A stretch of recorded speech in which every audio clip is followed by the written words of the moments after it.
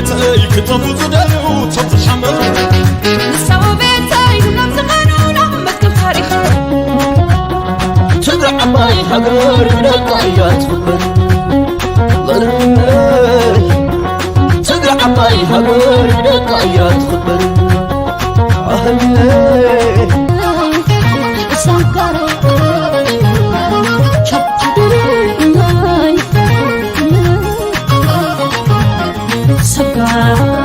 Sagar, sagar, ay sagar, sagar.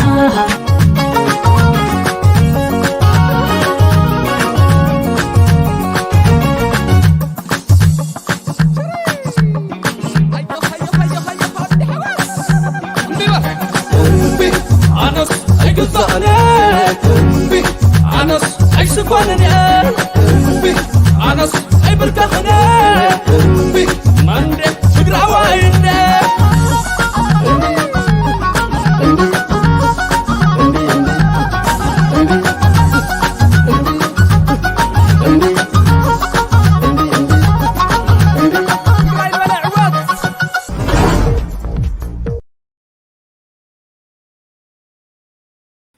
ሰላም ጤና ይስጥልን ክቡራትና ክቡራን የዲጂታል ወያነ ሚዲያ ተከታታዮች እንዲህ ሰሞኑን ከነበሩ አንዳንድ ነገሮችን በተወሰነ መልኩ ለማየት የምንሞክራቸው በተከታታይ ሳምንቱን ወደ ሶስቱ የሚሆኑ ትላልቅ አርዕስቶችን የምንጎበኝ ይሆናል። አንደኛው እንግዲህ ርዕሱ ላይ እንደምትመለከቱት እነዚህ ኃይልን በተለይ እነዚህ ኃይላትን ከትግራይ ህዝብ ጋር ያላቸውን ጥላቻ ይህን ያህል አሁን ማሳያችሁ ያህል ነውና ይህንን ያህል ጥላቻ ይዘው እንደራደራለን የሚለውን ጨዋታ መጥተዋል። መደራደሩ ሁሌ እንደምንናገረው የድርድር ችግር የለብንም። ድርድሩ ከገና እንኳን አሁንም ህይወት እየከፈልንበት ያለውን ጦርነት ይቅርና ገና በሰላማዊ መድረክ በነበርንበት ሰዓት እንኳን ድርድርን የመረጥንበትን አጋጣሚዎች ነበር። ስለዚህ በትግራይ በኩል ያለውን ነገር ለድርድርና ለሰላም ችግር ያለው ቦታ አይደለም። ሆኖም ግን ይህንን እደራደራለሁ የሚለውን ኃይል ከማን ጋር የሚደራደረው የሚለውን ጥያቄዎችን ያነሳል። ምክንያቱም ብዙ ጭምብል ያለባቸው ወይም ደግሞ ያልተገለጡ ነገሮች አሉ። ያልተገለጡ ነገሮች ብቻ ሳይሆን እስከነ ጥላቻቸው ምን ያህል ነው የሚለውን ነገር አሁን አብሬ አያይዜ የማሳያችሁ ነገሮች አሉ። ረጅም ሰዓት አልይዛችሁም። እኔን አጭር ማሸጋገሪያ አሰምቻችሁ መልሳለሁ። አሁንም አብራችሁን ቆዩ። ዛሬ የ30 ደቂቃ ፕሮግራም ይኖረኛል። ይሄን የ30 ደቂቃ ፕሮግራም እነዚህ ኃይላትን ከዚህ ጥላቻቸው ጋር እንዴት ነው የሚደራደሩት የሚለውን ነገር ለማየት እንሞክራለን። እንዴት ነው የሚደራደሩት የሚለው ሳይሆን ጥላቻቸውን አንድ በአንድ እስካሁን ያያቸዋቸው ሊሆኑ ይችላሉ። ያላያቸዋቸውን ካሉ መልካም እነዚህ ነገሮችን እናያለን። ሁላችሁ ሼር አድርጉት። እኔ ይሄን ነገር ወይም መሸጋገሪያውን ስንቴች ማለት መልካም ቆይታ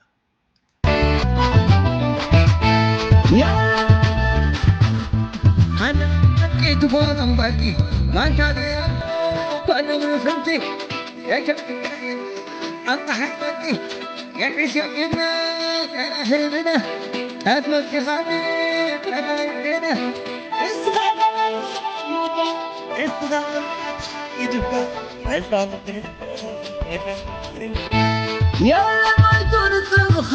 ada itu orang bagi mata dia pada berhenti ya cepat angkat hati ya kisahnya akhirnya asma kisahnya akhirnya itu Didn't I go? But I had it.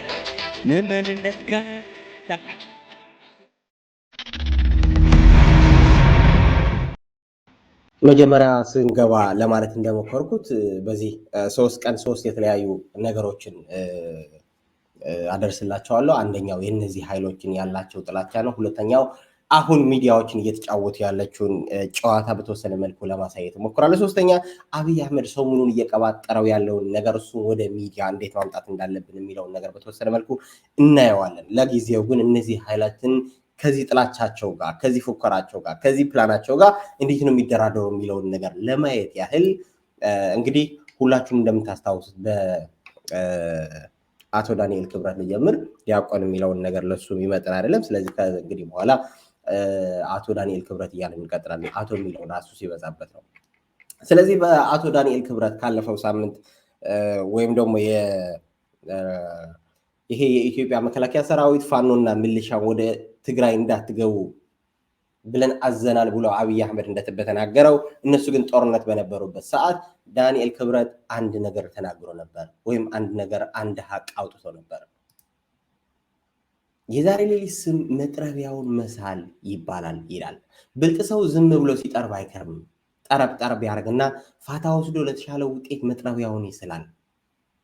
ሞኝ እንጨቶች ደግሞ መጥረቢያ የቀረ ይመስላቸዋል። እየተሳለ ነው።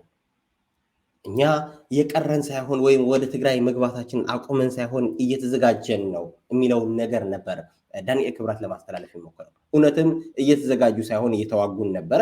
ግን ደግሞ ከውጊያው በስተጀርባ ደግሞ እየተዘጋጁ እንደነበር የሚያሳዩ ብዙ ነገሮች ነበሩ። ግን ዳንኤል ክብረት ብቻ አይደለም እንደዛ ያለው።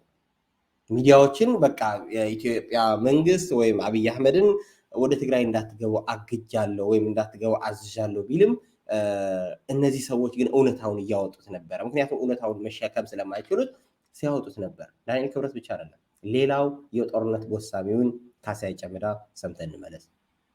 መልካም እንግዲህ የኢትዮጵያ መንግስት ወደ መቀሌ የሚገባ ኃይል እንደሌለ አስታውቋል። ወደ መቀሌ እንደማይገባ ተናግሯል እና ይህን እንደ ወታደር እንደ ሚሊተሪ እንዴት ነው እርስዎ የሚያዩት? መቀሌስ ካልገባና ያለውን ሁኔታ ካላረጋጋ ጦርነቱ አልቋል ማለት ይቻላል ወይ? ምን ሀሳብ አሉት በዚህ ላይ? እንደነው መሰለሽ አሁን አንቺ እንደ ሲቪል ኦን ዘ ሰርፌስ ነው የምታዩ። ጦርነት ስትዋጊ ምዕራፎች አሉ። ምሳሌ ምዕራፍ 1 እንበለው አሁን የትግራይ ድንበር ድረስ ማድረስ ሊሆን ይችላል። ያን ካደረሽ በኋላ መልሶ መቋቋም የሚባል ነገር አለ። ጥይትሽን ማሟላት አለብሽ። የሚያስፈልጉሽን ቀለብ ለጦርነቱ የሚያስፈልገውን ነገር በሙሉ ማሟላት አለብሽ። ውጊያሽን መገምገም አለብሽ። ብዙ ነገሮች በዚህ ፌዝ ላይ ይሰር ምዕራፍ 1 ላይ የሚደረግ ነገር ነው። ምናልባት ትንሽ የመተንፈሻ ጊዜ ታገኛለሽ። ያ እዛ ስትገቢ በእንዴት አይነት ሁኔታ ነው የምትገቢው? ከዚህ ማደራጀት አለብሽ። እንዴት ምን አይነት ሰዎች ምን አይነት አደረጃጀት አስተዳደራዊ የፖለቲካ እንትኑ በሙሉ አስበሽ ከዚሁ ደዛ ሁሉ ተዘጋጅተሽ ነው እንትን የምትዩ እንጂ እንዲሁ በችኮላ ገብተሽ ሲሮጡ የታጠቁት ሱሪ ሲሮጡ ይፈታል ነገር ይመጣል። ስንገባ በከተማ ውስጥም አይደለም ጦሩ መሆን ያለበት የሆነ ቦታ ላይ ሆኖ ፍተሻውን አብጠርጥሮ እያንዳንዱን ሰው ሁሉ ፈትሾ መሳሪያውን ትጥቁን አውጥቶ ወደፊት የሚቋቋመው ኮማንድ ፖስት ይሄ ሁሉ ተጠንቶ እንትን ማለት አለበት። መልካም እንግዲህ እነዚህ ሁለት ሰዎችን እንደ ቀላል የምታዩ ሰዎች ካላችሁ ተሳስታችኋል። ሁለታቸው አንደኛው የጠቅላይ ሚኒስትሩ ጭራሽ አማካሪ ነው ዳንኤል ክብረት እንደነገርኳችሁ፣ ወይም ቢላዬን እየሳልኩ ነው መጥረቢያዬን እየሳልኩ ነው መጣውላችሁ ላጠፋችሁ ነው የሚለውን ንግግር የተናገረው ዳንኤል ክብረት ካሁን በፊት ሁላችሁም እንደምታስታውሱት እያንዳንዱ ከተማ ላይ 10 ቦምብ ጥለን መጨረስ እንችላለን ሲናገር ወይም ደግሞ በዚህ የሚታወቀውን ነው ዳንኤል ክብረት። ነገራችን ላይ በጣም ቀላል ነው። ኢትዮጵያ ውስጥ በጣም ቀላል እኮ ነው። የአየር ኃይል ያላት ሀገር ናት። ዝም ብለህ እያንዳንዱ ከተማ ላይ እኮ 10 ቦምብ እንደተበቃ መጨረስ ይችላል ጦርነቱን በሁለት ቀን። ነገራችን ላይ በሁለት ቀን እያንዳንዱ ከተማ ላይ 10 ቦምብ ጥለን መጨረስ እንችላለን ያለውን ዳንኤል ክብረት 10 ቦምብ ጭሮ ወይም ጥሎ መጨረስ ያቃተውን ጦርነት አሁን ደግሞ መሳሪያን ስዬ ቢላዋን ስዬ መጣውላችሁ እያለ እየተናገረ ያለበት ሁኔታ ነው እንግዲህ ድርድር እየተባለ ያለ። ሁለተኛ ካሳይ ጨመዳ ሁላችሁ እንደምታስታውሱት ከጦርነት በፊት የትግራይ ኃይል መመታት አለበት፣ የትግራይ ህዝብን መመታት አለበት፣ እንዴት እንደምትመቱት እኔ ፕሮግራሙን እሰጣቸዋለሁ የሚለውን ጥሪ ያስተላለፈ ከጦርነት ጎሳሚዎቹ ወይም ጦርነት አስጀማሪዎቹ አንዱ የነበረ ሰው ነው። እንደ ቀላል የሚታይ አይነት ሰው አይደለም ካሳይ ጨመዳ። ስለዚህ ካሳይ ጨመዳ ምንድነው ያለው? መጀመሪያ ምዕራፍ 1 አለ፣ ምዕራፍ 2 ምዕራፍ 1 ወደ ድንበር ከደረስን ምዕራፍ 2 ደግሞ እንዴት ነው የምንገባው? ከገባው በኋላ እንዴት ነው የሚሆነው? ተፍትሽ እንዴት ነው ጠንካራ ተፍትሽ የምናደርገው? እያንዳንዱ የትግራይን ህዝብ የምንፈትሽበትን ሁኔታ እያመቻቸን ነው፣ እየተዘጋጀን ነው እያሉ ባለበት ሰዓት ነው እርቀ ሰላም፣ ድርድር ምናምን ብዙ ነገር እየተባለ ያለ። በዚህ አጋጣሚ እርቀ ሰላም የሚል ነገር ነው የተነሳው። እርቀ ሰላም ከማን ጋር ነው? እርቀ ሰላም ባሻ ደስታ ያነሳው አንድ ጥሩ ነገር ነበረ። እርቀ ሰላም ነው ድርድር?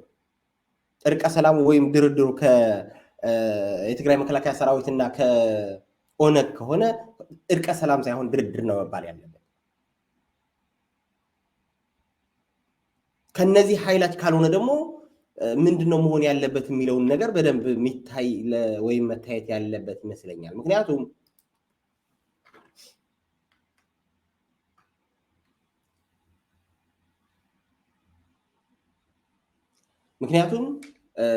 ቀደም እንዳልኳችሁ እነዚህ ኃይላትን ነው እየተዋጉ ያለ። ስለዚህ ከነዚህ እየተዋጉ ካሉ ኃይላትን ከሆነ ድርድር ነው መባል ያለበት፣ እርቀ ሰላም አይደለም መሆን ያለበት። እርቀ ሰላሙ ከእርስ በራሳቸው አብን፣ ኢዜማና ብልጽግና ከሆነ ደግሞ ምንም ያልተጣሉ መታረቅ ያለባቸው መታረቅም አይጠበቅባቸው። ስለዚህ ካሳዬ ጨመዳና ዳንኤል ክብረት በነገሩን መሰረት ሬድዋን ሁሴንም በነዚህ አይነት መልኩ በገለጸልን ምክንያት ሀገር አቀፍ ምክክሩ በህዝቦች መካከል ብሔራዊ መግባባት ለመፍጠር እንጂ ከአሸባሪዎች ጋር መደራደር ታሳቢ ያደረገ አይደለም። አምባሳደር ሬድዋን ሁሴን እኔ አይደለም ያልኩት፣ ሬድዋን ሁሴን ወይም ደግሞ አምባሳደር ሬድዋን ሁሴን የውጭ ጉዳይ ሚኒስትር ዲኤታ። ስለዚህ ድርድሩ ማንን ያማከለ ነው? እርቀ ሰላሙ ማና ናቸው የሚታረቁ? እርስ በራሳቸው ከሆነ ድሮም አልተጣሉም ነበር የሚለው ነው። ሁለተኛ በሰፊው ላነሳው የምፈልገው አንድ ይሄ የድሬዳዋ አመራር ይመስለኛል የድሬዳዋ ከንቲባ ነው ምናምን ብለው ነው የነገሩን። ቀይ መስመር የሚለውን ቀይ መስመርን የሚጥሱበትን ፕሮግራም አለ ሁላችሁም እንደምታስታውሱት። ሳቡት ማለት የአብርሃም ልጆች ናቸው። የአብርሃም ልጆች ሌላ ቦታ አይደለም፣ አንዱ ትግራይ ናቸው። ከሰው ዘር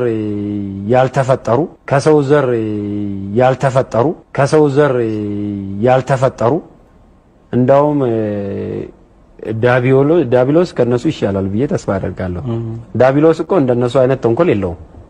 በቃ ሲፈልግ ይለብጣል፣ ሲፈልግ የፈለገውን ነገር ነው እንጂ የሚያደርገው። እነሱ ቢመጣ እሱም የኔ አካል አይደሉም ብሎ ነው የሚክዳቸው። በህይወት እንኳን ኖሮ ብትጠይቃቸው ይሄንን ሊገልጹ አይችሉምና እኔ አንዳንዴ ሰው ከሞተ ሰርዶ አይብቀል የሚል አመለካከት አለ። ቢያንስ ምን አለ ግባተ መሬታቸውን በሰላም በክብር ተሸኝቶ ቢሄዱት። እንግዲህ በዚህ መልኩ ሁላችሁም እንደምታዩት ይሄ አመራር ነው እንግዲህ የአመራርነት ቦታ ይዞ ነው በዚህ መልኩ አንድን ህዝብ እንደ ህዝብ የሰውን ፍጡር ቆይ እንደውም ልደግምላችሁ ነው በደንብ መስማት ያለብን ይመስለኛል። አስሐቡል ፊል ይላሉ። አስሐቡል ማለት የአብርሃም ልጆች ናቸው። የአብርሃም ልጆች ሌላ ቦታ አይደለም፣ አንዱ ትግራይ ናቸው። ከሰው ዘር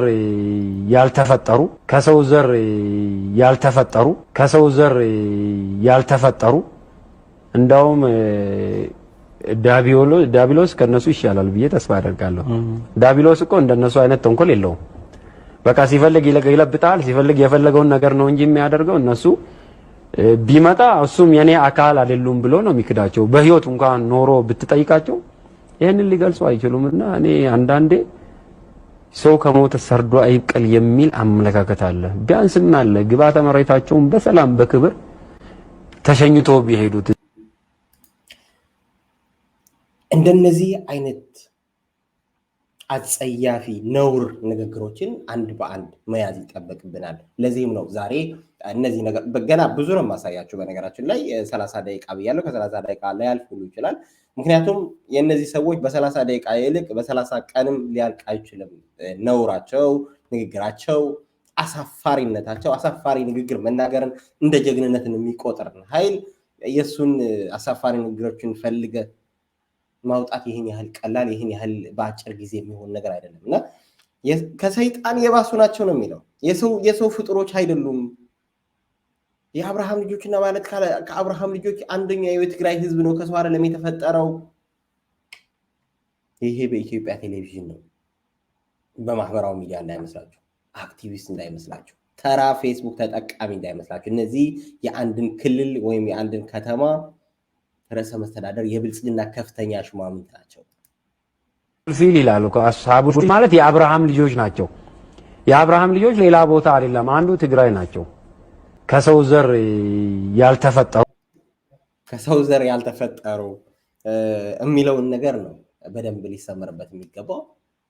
ሰይጣን ቢያገኛቸው አይ እነዚህ የኔ አይደሉም ብሎ ትቷቸው ሊሄድ የሚችል እንደተለመደው ወያኔ ህወሓት ምናምን የሚለው ጭውውታቸው ትተውታል። አልቻሉም። በቃ ሄዱና እሱን ነገር አልቻሉትም፣ ትተውታል። አሁን በአደባባይ ነው የትግራይ ህዝብ ያለ የትግራይ ህዝብ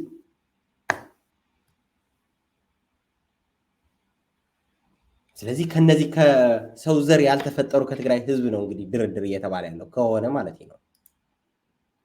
ዶክተር ደብረጽዮን የት ያለ ይመስላችኋል? ግንባር ያለ ይመስላችኋል? አይደለም። ዶክተር ደብረጽዮን ያለበትን ቦታ እግዚአብሔር በመንፈስ ያሳየኝ አዲስ አበባ ኮንዶሚኒየም ቤት ውስጥ ነው ማየው። ኮንዶሚኒየም ቤት ውስጥ ሩዝ እየበላ ነጭ ሩዝ እየበላ ከአራት ግብረ አበሮቹ ጋር አብሮ አየዋለሁ። ታሪክ ይለወጣል፣ ታሪክ ይቀየራል። ማት መከላከያ መቀሌን ሰብሮ ሲገባ ይቻል። አዋጅ አዋጅ አዋጅ አዋጅ አዋጅ! ሰብሮ ይገባል። ማዳጋስኬቴ ሰብሮ ይገባል። እስቲ ሰብሮ ይገባል በሉ። ሰብሮ ይገባል በሉ። ሰብሮ ይገባል። መልእክት ሰብሮ ይገባል። መቀሌ ሰብሮ ሲገባ ይሁን እልል ታሪክ ይቀይራል። አሜን። ታሪክ ይገለብጣል። አሜን። ሚስጥር አውጥቻለሁ መሰለኝ፣ ግን ይሁን እግዚአብሔር ያለው ይሆናል። በጣም የሚያስገርም ነገር ትሰማላችሁ። በጣም የሚገርም ነገር ትሰማላችሁ። ዛሬ ቀኑን ያዙት። ዛሬ ቀኑን ጻፉና ያዙ። ስንት ነው ቀኑ? 17 ስንተኛ ወር?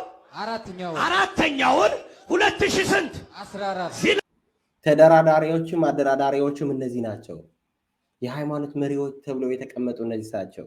ሌላ የሃይማኖት መሪዎችን አመጣላቸዋለሁ። እስካሁን የሰማችኋቸው ካሁን በኋላም ደግሜ የማሰማችሁ መከላከያ መቀሌን ሰብሮ ሲገባ ይሁን የነሱ ሃይማኖት ይሄን ነው። የነሱ መምህርነት የነሱ ነብይነት ይሄን ነው። የጦርነት ጎሳሚነት፣ የጦርነት ፍላጎት፣ የትግራይ ህዝብን የማጥፋት ፕሮጀክት አሳዳጆች ናቸው እነዚህ አስፈጻሚዎች።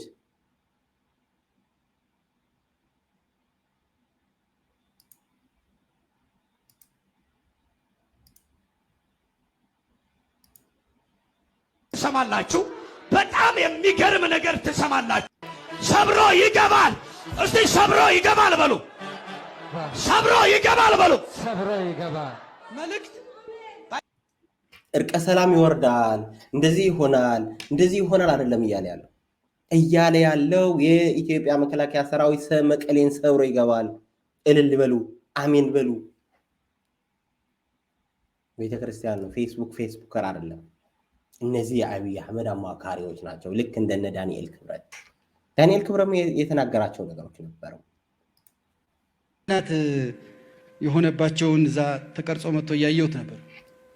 ለሚዲያዎቹ የነገሯቸውን ትሪውን ወሰዱ። ይሄ ምግብ ማቅረቢያውም መሶቡንም ወሰዱ፣ ሳህኑንም ወሰዱ እና ድስቶችም ነበሩኝ የገዛኋቸው ወሰዱ አሉ። እና አንድ ብቻ አሮጌ ድስት ቀረ። ሲያዩት አሮጌ ነው ከኔ ቤት ከወሰዱት አንጻር። እና ምንድን ነው ያደረጉት? ያን አሮጌ ድስት መሬት ላይ ያደረጉትና በጥይት በሳሱት። ከድስቱ የጥይቱ ዋጋ ይበልጣል። አይምሮ እንደዚህ ነው አያችሁ። የኔ አይምሮ እንደዚህ ያስባል። ሰውየው ግን ይህን ለምን አላሰበም? በቃ እንዲሁ ነው። እንዴት፣ መቼ፣ የት፣ ለምን ብሎ እነሱ ጋር መጠየቅ አያስፈልግም። እነዚህ ጥያቄዎች ከነሱ ማስወገድ እንዲሁ ነው። እኔ የሚያሳስበኝ እንዴት ነው የምንኖረው የሚለው ነው። እንዲህ አይነት መዋቅር ካለው አካል ጋር እንዴት ነው ምን ሆነው? የቤት ጎረቤት ይቀየራል፣ የሀገር ጎረቤት አይቀየርም። እንዴት ነው የሚኮነው? እንዴት ነው የሚኖረው? እንዲህ ከሚሆን እንዲህ ከሚያደርግ እንዲህ ከሚሰራ ይሄን ማነሳው ኢትዮጵያ እየታገለች ያለችው ትግል ቀላል አረጋችሁ አትወሰዱት። ብዙ ሰው የእግር ኳስ ጨዋታ አድርጎ ይወስደዋል። በዚህ በኩል እንደዚህ ብሎ በዚህ ተያዘ በዚህ ወጣ እንዴ የምንታገለው ከቀላል ጠላት ጋር እንዳይመስላችሁ። ይሄ መጋኛ ከሆነ ጠላት ጋር ነው ኢትዮጵያ እየታገለች ያለች። ውስጧ ከኖረ ውስጧን ከሚያቃት ጣሊያን እኮ ቢመጣ ውስጣችን አያቀንም። በጥናት በምን እንጂ ውስጣችን አልነበረም። እነዚህ ሰዎች እኮ ውስጣችን ነበሩ። እኛንን የማናቃቸው ሁነን የኖር ነው እንጂ እነሱ እኮ በደንብ አውቀው ነው የኖሩት። 60 ጄነራሎችና 200 መካከለኛ አመራር የመከላከያ ሰዎች እኮ ነው ከድተው እዛ የሄዱት። ምድር የተረፈን አስቡ። ይሄ እኮ ለምን ዛሬውኑ አልተዋጋም የምንለው መከላከያ ተበልቶ መከራ የተቀበለ መከላከያ እኮ ነው። በመቄት መንገድ ስንሄድ ዛፍ ጥቅጥቅ ያለ የገበሬ ይሄ መቼም በእግር የሚሸጧቸው ባህር ዛፎች አሉ ገበሬዎች። እሱን በመድፍ መተው የቀረውን በአጭደው ወገቡን ሰብረው እኛ ስንሄድ ምንድነው ሁሉም ዛፍ ወገቡ ተሰብሯል። ምንድነው ይሄ ስንል በቃ መተው ረሽኑታል። እንዴት ዛፍ ይረሸናልሽ? ይሄን አሁን በምንድን ነው የምትረዱት? ይህ ምን ሎጂክ ነው ይሄን የሚያስረዳችሁ? ዛፍ የሚረሽን ዛፍ ይረሽናል? ምን አጠፋ? የትኛው ፖለቲካ ፓርቲ አባል ነው ወይም የትኛው ብሔር ነው? እሺ አማራ በይነው ነው ተባለ፣ አፋር እንደዚህ ሆኖ ነው ተባለ፣ ኦሮሞ እንደዚህ ብለው ነው ተባለ። እሺ ዛፍስ? ይሄን ለመረዳት እንደመፈለገውና ወይም እንደ መከራ እንደማየት ያለ ነገር አለ? መርግ ነው እኮ መከራ እኮ ነው ይችን ሀገር የገጠማት።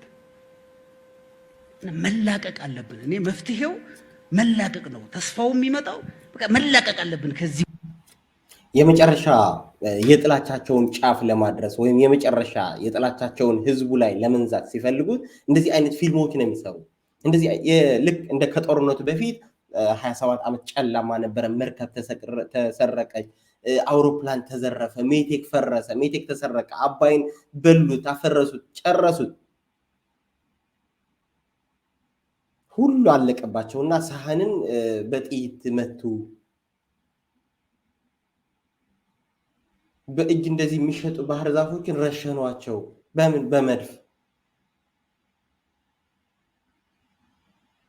መድፍ የትግራይ መከላከያ ሰራዊት መድፍ ለነዚህ አላፍ የሚሆን ጠላትን ተርፎበት ለባህር ዛፍ የሚሆን መድፍ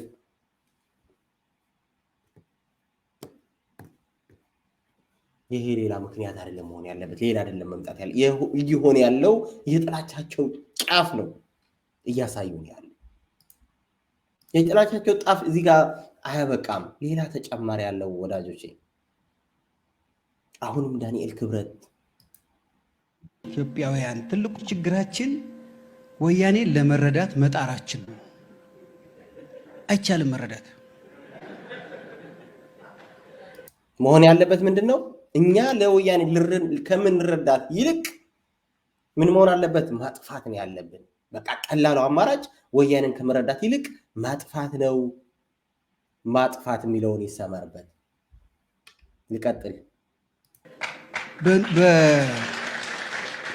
በጤናማ አእምሮ መመርመር አይቻልም፣ በሎጂክም አይቻልም፣ ወይም በሌላ በሳይንሳዊ መንገድም እሱን መረዳት አይቻልም።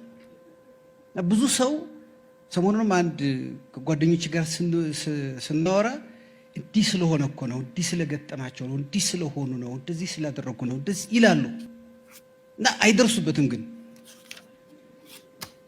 መልአካዊ ሆኖ ሰይጣንን መረዳት በጭራሽ አይቻልም።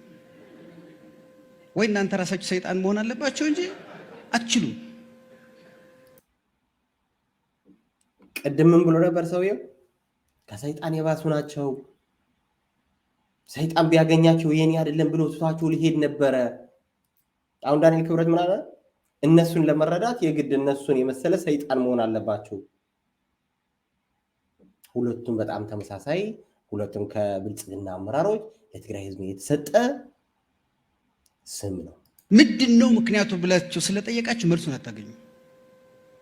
ወያኔን መረዳት አይደለም የምንችለው፣ ማጥፋት ብቻ ነው የምንችለው።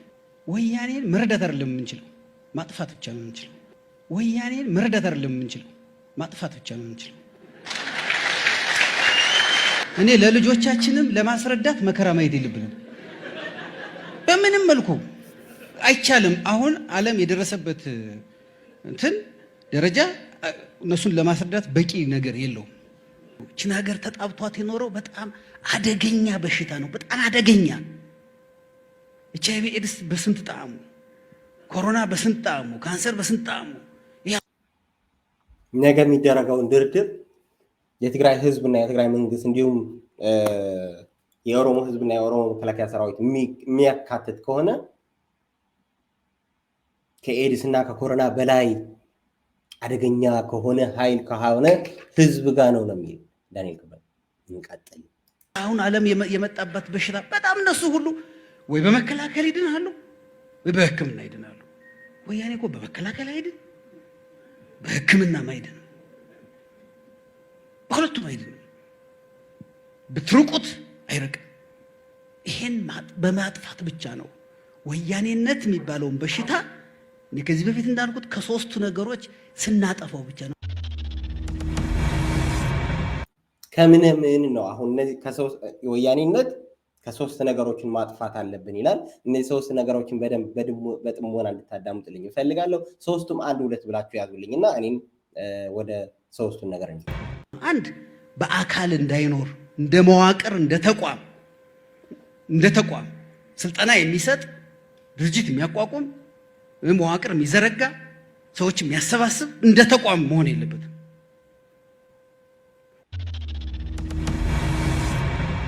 ሁለት እንዳስተሳሰብ ወያኔነት የሚባል አስተሳሰብ መኖር የለበትም። እንዳስተሳሰብ ራሱ ሰዎች ወያኔ ሲሉ በስማ መባል አለበት። ማንም ሰው በጭራሽ ለልጆቻችን መንገር ያለብን እሱን ነው እንጂ ይህን ያደረጉት በዚህ ምክንያት ነው አይደለም ብለን ያልነብን። ወያኔ የሚባል ኢትዮጵያን በጣም ባሰቃቂ ሁኔታ የተጣባ በሽታ ስላለ ስሙን እንኳን ሲጠሩ በስማም ብለው ራቁት። ስሙ የተጠራበት ቦታ አትድረሱ። ስለሱ የተጻፈ መጽሐፍ አታንቡ።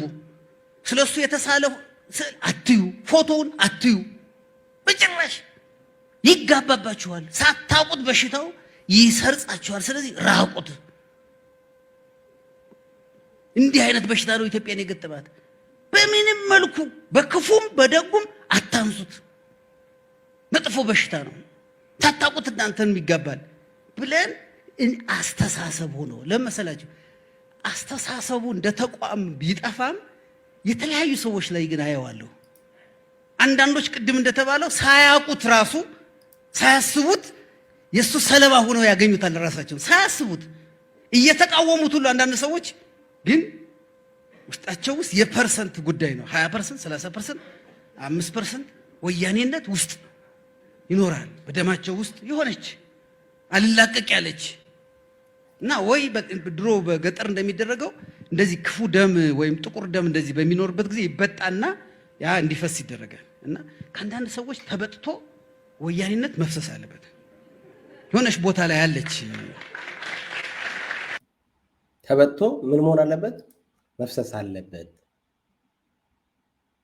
ክብራትና ክብራን ዛሬ ብዙ ነው የማሰማቸው ብያለሁ። ይሄ ዳንኤል ክብረት ቅድም የድሬዳዋ ነው አላቅም ከአንዱን ርዕሰ መስተዳድር ጋር የሚመሳሰል ነገር ሲናገር ነበረ። ሰይጣን አድርጎ ሲስል ነበረ። እነሱን በቃ ከሰይጣን በባሰ በስመ አብ ብላችሁ ልትደነግጡ ልትፈራቸው ነው የሚገባው። ለልጆቻችን ይህን ነው ማስተማር ያለብን የሚለውን ነገር ሲያነሳ ነበረ። አሁን ደግሞ የመጨረሻው ተበጥተውን መውጣት ያለባቸው ልክ በዚህ የዳንኤል ክብረትን ንግግር የሚስማማ አንድ ምሁር ነይ ባይ ደግሞ መጣ። መቼም ለኛ የሚሆን አይጠፋም አይደል? አሁን ምን ማድረግ አለብን? አሁንም በምንም አይነት አካውን ነቀርሳ ሲባል ወይም ካንሰር ሲባል ኦፕራሲዮን ከመሆኑም ሌላ በኬሚካል በሬዲዬሽን ነው አንድ ካንሰር ያዘው ሰው የሚታከመው። ምክንያቱም አንዷ እንኳን ከቀረች ያችን እንደገና ተስፋፍታ ያንን ሰው ልትገለው ትችላለች። ስለዚህ ይሄ ወያኔ ካንሰር ነው፣ ነቀርሳ ነው። በምንም አይነት አኳሆን በዘዴ አሳም መብላት በብልሃት ይላል ያገሬ ህዝብ። በዘዴ አንድ ወያኔ ሳይቀር ምንጥር አድርገን የምናጠፋበትን ፕሮግራም ማካሄድ አለ። ይህንን ነው የዳንኤል ክብረት ቅድም ከሰውነታችን ተበጥቶ መውጣት አለበት የሚለው ነገር ያጠናከረ። ይህንን ደግሞ አንድም ወያኔ እንዳይቀር ማጥፋት ነው ምንጥር ተደርጎ መጥፋት ነው ያለባቸው። ትናንትና አብይ አህመድ ምን ብሎ ነበር? እያንዳንዱ ትግራዋይን ዝም ብላችሁ እያፈሳችሁ እያሰራቻችሁን ያላችሁ የትግራይ ተወላጆች ወያኔ ስለሆኑ ሳይሆን የትግራይ ተወላጆች ስለሆኑ ነው። እኔ አይደለም ያልኩት ክቡራትና ክቡራን፣ አብይ አህመድ ራሱ ነው ያለው ራሱ። ስለዚህ ወያኔነት ማጥፋት ማለት ለነዚህ ሰዎች ምን ማለት ነው? ሰውት ፍትህም ርትዕም ፍትህ ብቻ መፈረድ ብቻ ሳይሆን ነገር ርትዕን የሚያረጋግጥ መሆኑን በደንብ ማየት ያስፈልጋል። አሁንም የግል ቂምና የኢንስቲትዩሽናል ስራ ይለያያል። የፍትህ ተቋሞቻችን በገንዘብ ካልተደለሉ በግል ቂም ይደለላሉ። አንድ ዳኛ በደም የሚያስብ ከሆነ አንድ ዳኛ በውቂያ የሚያስብ ከሆነ ገንዘብ ቢቀበልም ባይቀበልም ኮራፕትድ ነው። የእንትናን ኬዝ እንትና ያዘው የእንትናን ኬዝ እንትና ያዘው የሚባልበት ዋናው ምክንያት ፋውንዴሽኑ መሰረቱ ፍትህ አይደለም።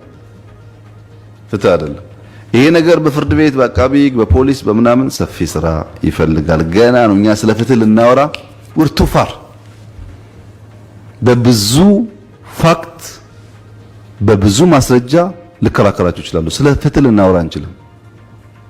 ለምሳሌ የትግራይ ተወላጆች ተብለው እዚህ በተለያየ ጉዳይ የሚጠረጠሩ በጥቆማ የሚታሰሩ ሰዎች 70 80 75 ዓመት ሱካር ፕሬሸር ያለበት ሰው ወስዶ እዛ ማጎር ለኢትዮጵያ ከመቆርቆርና ኢትዮጵያ ላይ ችግር እንዳይመጣ ከመፈለግ አይደለም።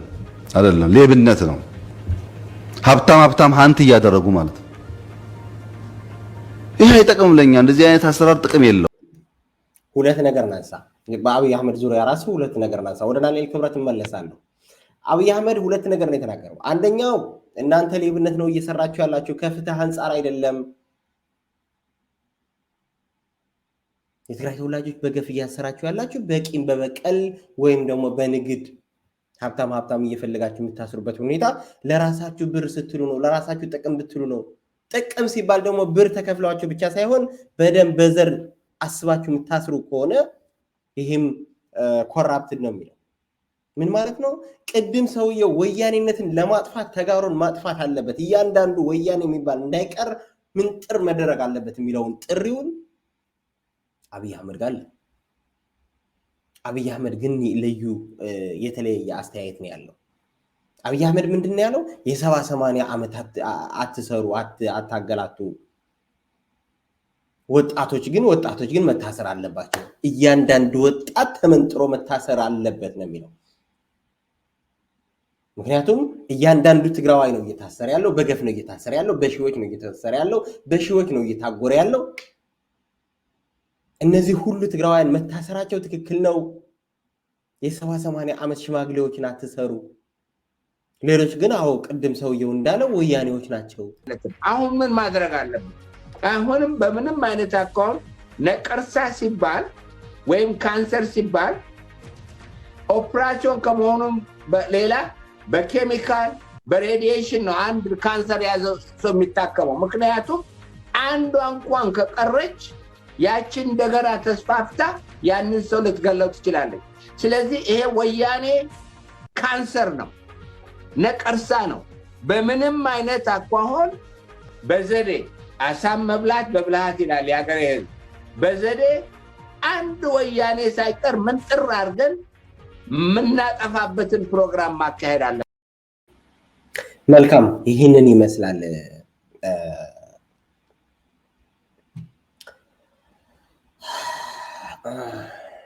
ምን አይነት ጣጣ ውስጥ ነው የገባ ነው። ለማንኛውም ልቀጥል፣ ወደ ዳንኤል ክብረት ልመለስና ምክንያቱም ሰዓት እንዳላስረዝምባቸው ወደ ዳንኤል እንጨርሰው። በጣም ብዙ ናቸው። ሌላ ሁለተኛ ክፍል ካልሰራው በጣም ረጅም ነው። በቀላሉ እንደዚህ የሚያልቅ አይደለም። ግን ከአንዳንድ ፓርቲዎች ከአንዳንድ መዋቅሮች መፍሰስ ያለበት አለ። ወደፊት ከየራሱ ህጎቻችን ውስጥ አወቃቀራችን ውስጥ የምንተዳደርባቸው መመሪያዎች ውስጥ አለች ወያኔነት እና እሷ እየተበጣች መፍሰስ አለበት።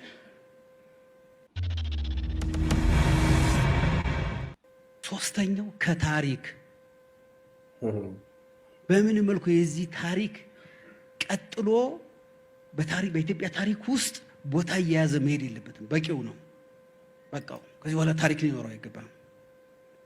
በምንም መልኩ ወደፊት አገር ሲቀየር ነገር ሲመጣ የእሱን የሚያስታውሱን ማስታወሻዎች በሙሉ እንዳይኖሩ መደረግ አለበት። ያቆማቸው ሐውልቶች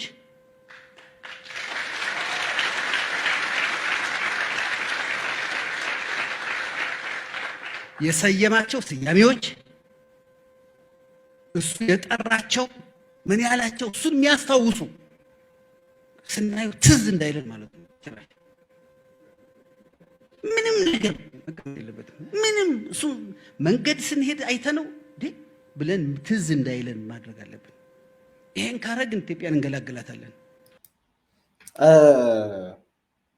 እዚህ ጋር ጥሩ ንግግር የተናገረ ይመስለኛል ዳንኤል ክብረት። ጥሩ ንግግር የተናገረበት ቦታ ቢኖር ይህንን አካባቢ ነው። በቃ ወያኔን የሚያስታውስ ምንኛውም አይነት ድልድይም ምንድነው የሚባለው መንገድም ስትራክቸር በሙሉ መፍረስ አለበት። አላቅም ድንገት በወያኔ ጊዜ የወለዳቸው ልጆቹን ምን እንደሚያደርጋቸው አላቅም። ሊወጣቸው ነው ሊገላቸው አላቅም። ወይም እንደ ወርቆይታ ነው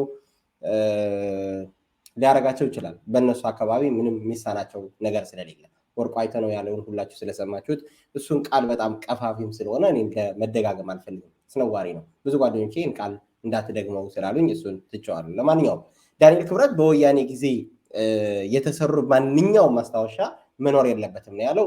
ስለዚህ እሱ ራሱ በወያኔ ጊዜ የወለዳቸው ልጆቹን በወያኔ ጊዜ የተወለዱ ብሎ እንዳያስታውሳቸው ምን እንደሚያደርጋቸው አላውቅም። በወያኔ ጊዜ ከቤተክርስቲያን ሰርቆ ያከማቸውን በሚሊዮን የሚቆጠር ብር በቢሊዮን የሚቆጠር ብር የት እንደሚከተው አላውቅም። የት እንደሚያቃጥለው አላውቅም። የት እንደሚጥለው አላውቅም። በወያኔ ጊዜ የሰራቸው ህንፃዎችና ቤቶቹን በዛን ሰዓት የነበረውን ነገር እንዳያስታውሱት ዛሬ የት እንደሚከታቸው አላውቅም። በነገራችን ላይ ዳንኤል ክብረት ትናንትና ስለ አባይ ግድብ ምን ብሎ እንደነበር የተወሰናችሁ ሰው ማለት ከአሁን በፊት የሰራቸው ፕሮግራሞች ነበሩ። ዳንኤል ክብረት ትናንትና ወያኔ ላይ ሲያሸረግን ነበረ። ነጠላውን አወንዝፎ ሲያሸረግን ነበር ለወያኔ። ዛሬ እንደዚህ ብልጽግና ሲጫወት እንደምታዩት አይደለም። ትናንትና ሌላ ዳንኤል ክብረት ነው የነበረው። የአባይ ግድብ የኤሌክትሪክ ምንጭነቱ ብቻ አይደለም ለኔ። አንደኛ የዘመናት የኢትዮጵያን ጥያቄ መልስ ነው። ሁለተኛ ለኔ አክሱም፣ ላሊበላ፣ ጀጎል ምን እያልን ምንድነው አሁን የኛ ምዕራፍ ነው። ሰው እኮ ወዶ አይስቁ አለ።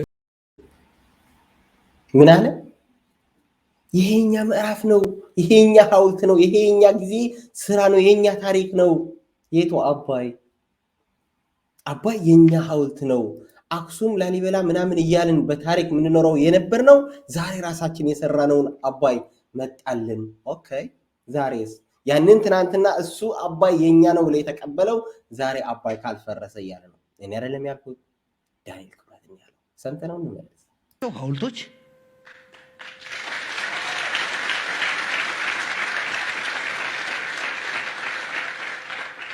ከታሪክ በምን መልኩ የዚህ ታሪክ ቀጥሎ በታሪክ በኢትዮጵያ ታሪክ ውስጥ ቦታ እየያዘ መሄድ የለበትም። በቂው ነው።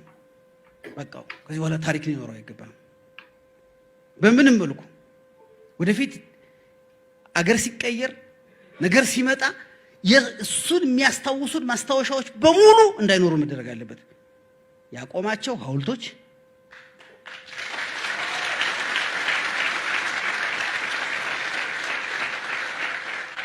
የሰየማቸው ስያሜዎች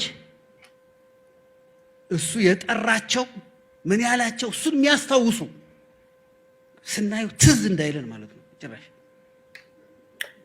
ምንም ነገር ክብራትና ክብራን የዳንኤል ክብረትን በዚህ ላቆመውና ስለ ዳንኤል ክብረት ይህን ሁሉ ሲል አንድ መልስ የተሰጠው ነገር ነበረ በትግራይ ቴሌቪዥን የተላለፈ። እሱን ልጋብዛችሁ ከእሱ ጋር አያይዤ ከዛ በኋላ የአባይ ግድብ የኤሌክትሪክ ምንጭነቱ ብቻ አይደለም ለኔ። አንደኛ የዘመናት የኢትዮጵያን ጥያቄ መልስ ነው። ሁለተኛ ለኔ አክሱም፣ ላሊበላ፣ ጀጎል ምን እያልን ምንድነው አሁን የኛ ምዕራፍ ነው። ሰው እኮ ወዶ አይስቁ አለ። በቃ ወያኔ የሚባል እንዳናስታውስ ልቡ ልቅ ብሏል። ሐውልቱንም አምጥተናል። ከሐውልቶቹ አንዱ አይ ልቡ ልቅ ብሏል እንጂ ዳንኤል ክብረት በተረት ተረት ተወልዶ በተረት ተረት ያደገ ከተረት ውጭ በህይወቱ ምንም ሰርቶ ማያውቅ ገልቱ ሰው ቢኖር በዚች አገር እኔ ዓለም ከተፈጠረች እንደዚህ አይነት ገልቱ ተፈጥሮ የሚያውቅ አይመስለኝ እንዴ። የአፍሪካ ህብረት አዳራሽ ወያኔ እኮ ነው የሚሸተው። አዲስ አበባ የተሰሩት ኮንዶሚኒየሞች በሙሉ ከ500,000 ህዝብ በላይ የሰፈረባቸው ወያኔ ነው የሚሸቱት። አዲስ አበባ ከተማ ውስጥ ያለው የባቡር ሀዲድ ወያኔ ነው የሚሸተው። የቀለበት መንገዱ ወያኔ ነው የሚሸተው። ስለዚህ እሱን ያፈርሱት 46 ዩኒቨርሲቲዎቹ ወያኔ ነው የሚሸቱት። የህዳሴ ግድብ እንደ አክሱም ሐውልታችን ወያኔ ነው የሚሸተው። ወያኔ ላያፈርሰው ካልሆነ ይሄ ሰውዬ አገሪቱን በ83 ዓመተ ምህረት አዲስ አበባ የአፍሪካ ኩሽና ቤት ነው የነበረችው። 1983 ህወሓት መራሹ ኢህአዴግ ሲገባ ዛሬ አዲስ አበባ 2 ከተማ ሆናለች። ስለዚህ ይሄ ሰውዬ እኔም እሱ አይደለም የሚያሳፍረኝ የአፍሪካ መዲና መኮናት ኧረ በህግ አምላክ ከአዲስ አበባ ናዝሬት ያለው ኤክስፕረስ ወይ ወያኔ ነው የሚሸተው። 11ዱም እነዚህ አሁን አጉዋ የዘጋቸው ኢንዱስትሪያል ፓርኮች ወያኔ ነው የሚሸቱ። አሁን ያሉት ከተሞች በሙሉ ወያኔ ነው የሚሸቱ። ይሄ ሰውዬ ምን እያወራ እንደሆነ እንኳን ቆም ብሎ ማሰብ አቅቶታል። እንደዚህ አይነት ስካር ሰው አይስከር። ከዛ ተመልሶ ህዳሴ ግድብ የኛ ብራንድ ነው ይላል። ደግሞ ማፈሪያ የኛ ምዕራፍ ነው። ከሁሉ ግን የሚያሳዝነኝ ምንድነው እሱ ቆሞ ሲናገር ቁጭ ብለው የሚያጨበጭቡት ሰዎች ሁሉ። መልካም ክቡራትና ክቡራን፣ ይህንን ጥሩ መልስ የተሰጠው ይመስለኛል ከኔ በበለጠ በምሁራን አንደበት ደግሞ ኢትዮጵያ እንደ አዲስ አፍርሶ ሊገነባት ካልሆነ በስተቀር ኢትዮጵያን ሁሉም ነገሯ ወያኔ የሚለው ምንም ማድረግ አይቻልም። የስራ ውጤት ነው፣ የወሬ ሳይሆን የስራ ውጤት። በ27 ዓመት የገነቡትን አገር የስራቸውን ውጤት ነው። ይሄንን የእናንተው በ4 ዓመት እንግዲህ አንድ ቤተ መጻሕፍት አስመረቁ። እንግዲህ 46 ዩኒቨርሲቲን የገነባ ኃይልን ተጠይፈው አንድ ቤተ መጻሕፍትን የሰራ መንግስት ይሄን ያህል ምንጨበጨብበት አገር ስላለን ብዙ ስለዚህ ላይ ማለት ብዙ ማውራት ያለብኝ አይመስለኝም። ለማንኛውም አንድ ነገር ልበል። ትግራይ ለኛ ምናችን አይደለሽም፣ እንጨብጣታለን ሌሎች ተጨማሪ ነገሮች በቀጣይ ክፍል 2 ክፍል 3 እያሉ የሚሄዱ ስራዎች ይኖራሉ። እናንተ ሁሉም ላይ ሁሉም ጋር እንዲደርስ አድርጉ። ከዚህ በተጨማሪ አስተያየት ሐሳባችሁን ላኩልን፣ ጻፉልን። የዛሬ የነበረን ፕሮግራም ከመጨረሳችን በፊት ሁሌ እንደምንለው ይህንን ጦርነት እንዲያልቅ እንፈልጋለን። የሚያልቀው በተጋሩ አሸናፊነት ነው። የትኛውም ጊዜ ውሰድ፣ የትኛውም ኃይል በተጋሩ አሸናፊነት ብቻ ነው የሚያልቀው። ትግራይ ትስዕር። ለዛሬ የነበረን ቆይታ ይሄን ይመስላል። መልካም ጊዜ። ቸር ሰንብቱ።